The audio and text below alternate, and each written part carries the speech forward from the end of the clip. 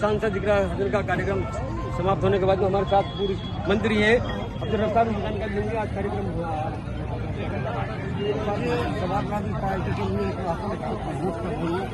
आज भी संदेश देके गई है। वो चाहती है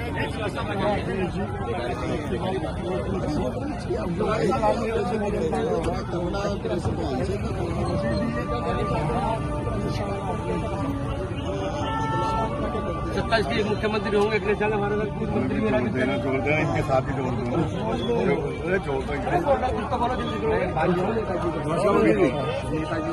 जानकारी लेती नहीं हमारे साथ उनके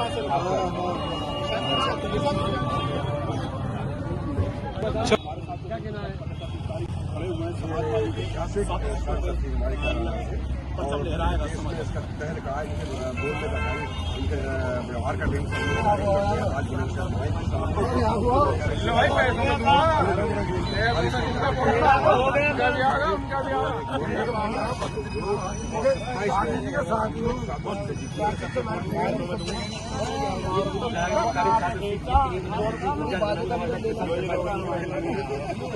आज की पावन धरा पर बहन यहाँ पे आई थी और ये उस धरती से सांसद है केरला से सबसे पहला झूठ हिंदू मुस्लिम में जो फूट करने का काम जो पलायन का मुद्दा फर्जी लेकिन वहाँ की जनता ने इस प्रोपेगेंडा को नकार के हिंदू मुस्लिम भाईचारे को कायम करके सांसद बनाया है। और यही संदेश को लेकर माहौल बनाते आई है कि सब लोग हिंदू सब एक होकर बुलंदशहर की सातों विधानसभा हम लोग साथ जिता के 2027 में समाजवादी पार्टी की सरकार बनेगी।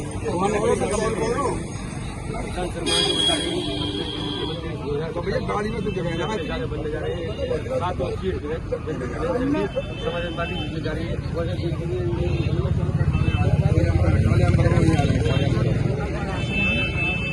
उन्होंने कैराना पर लेकर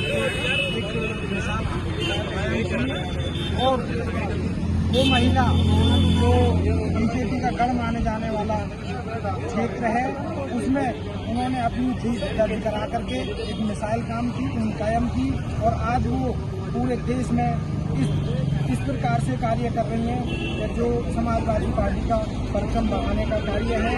और 2027 की तैयारी आज वो जिले जिले जाकर के कर रही है।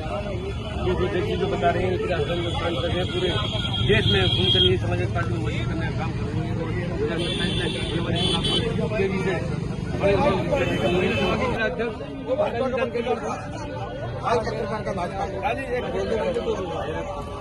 और शानदार कार्यक्रम हुआ पूरे जिले में हमारी लोकप्रिय सांसद चौधरी इकरा हसन जी आई थी कैराना की। शानदार प्रोग्राम हुआ, इतनी भीड़ कि शायद किसी के प्रोग्राम में इतनी भीड़ नहीं होगी। ऐसे लग रहा था जिले के अंदर के जैसे माननीय राष्ट्रीय अध्यक्ष अखिलेश यादव जी खुद आए हैं।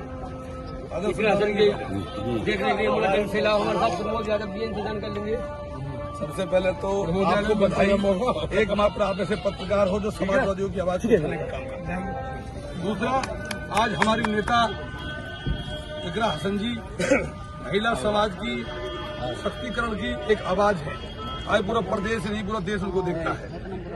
जिस तरह भारतीय जनता पार्टी षड्यंत्र की राजनीति कर रही है, जिस तरह धोखे से चुनाव जीते राज्यों के अंदर, उसकी शुरुआत है कि हमारे नेताजी ने पीडीए की शुरुआत करी है जो पिछड़ा दलित अल्पसंख्यक है।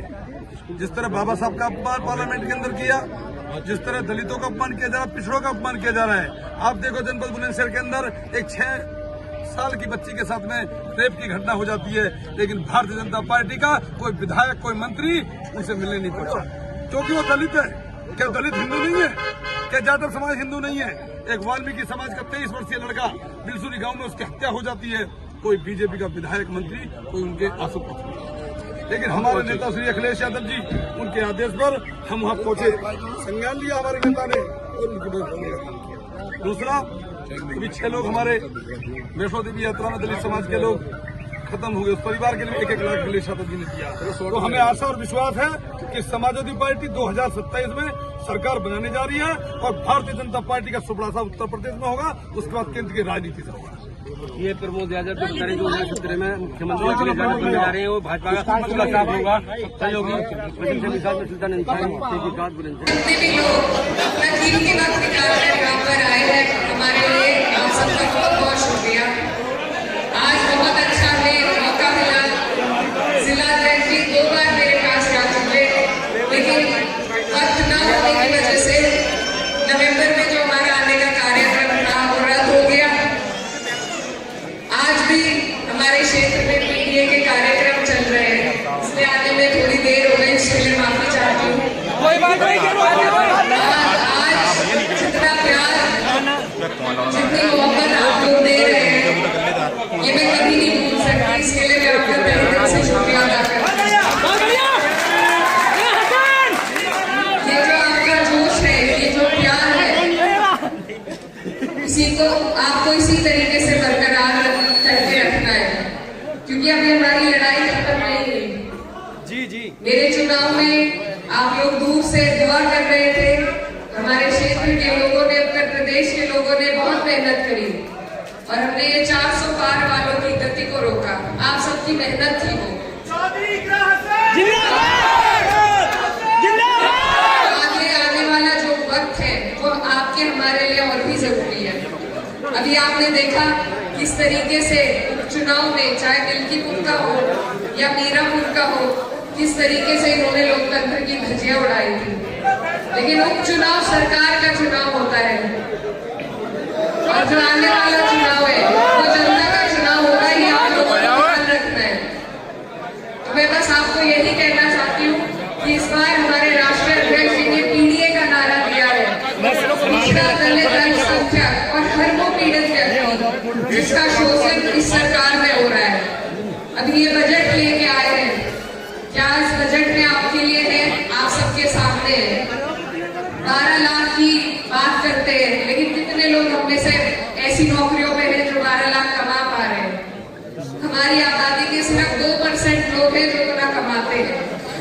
बाकी मजदूर, गरीब, किसान, युवा और महंगाई का जो हाल है वो आपके सामने है। तो ये सरकार किसी के काम करने वाली नहीं है। चिन्हित कर करके इन्हें फायदा किसी को नहीं देना है, सिर्फ आपका हमारा ध्यान भटकाना है मंदिर मस्जिद करके। तो इसलिए इस बार हमें अपने लक्ष्य से नहीं पीछे हटना है, इनकी बातों में नहीं आना है। और मैं अभी से आपके बीच में ये कहना चाहती हूँ कि 27 में अध्यक्ष जी से मेरी बात हो रही थी, अभी एक भी सीट समाजवादी के पास नहीं है। तो मैं साथ ही जितना जोश और प्यार आज आप लोग लेकर यहाँ पर आए हैं, मैं आप सबसे वादा लेना चाहती हूँ कि आने वाली 27 में इसी जोश जुनून के साथ आपको 5 की 5 सीट, 7 की 7 सीट जिताकर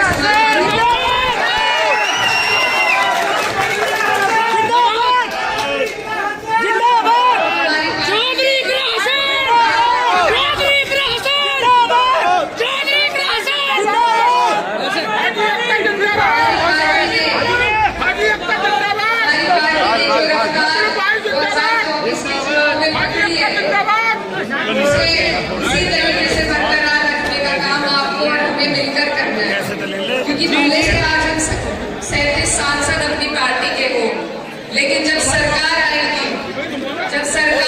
आपके हमारे हितों के लिए आएगी, तभी उन सांसदों का, उन विधायकों का सही उपयोग कर पाएंगे।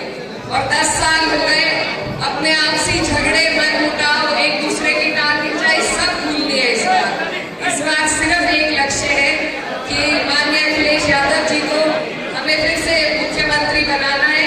इस सबके लिए आपकी इसी तरीके से मेहनत की जरूरत होगी।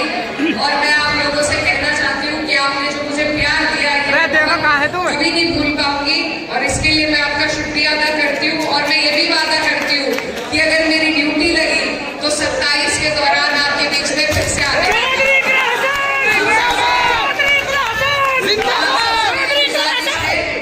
कि आप लोग मेहनत कर लगे रहे और अपनी दुआओं में मुझे याद रखें। बहुत बहुत शुक्रिया। बजट है, किस तरीके का बजट है?